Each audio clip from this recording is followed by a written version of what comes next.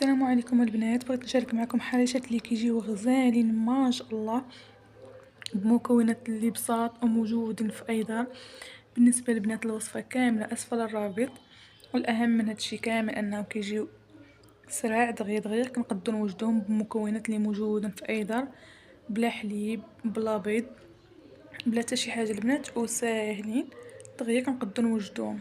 بقاو معايا البنات في الوصفه، لا فيديو كامل راهو لتحت، واللي عجبتكم الفيديو ما تبخلوش عليا البنات بلي لايك وتفعلوا الجرس باش دائما يوصلكم جميع الوصفات ديالي. وهنايا البنات نقول لكم بالصحه والراحه وبسلامه عليكم، فيديو جديد ووصفه جديده، ومع السلامه.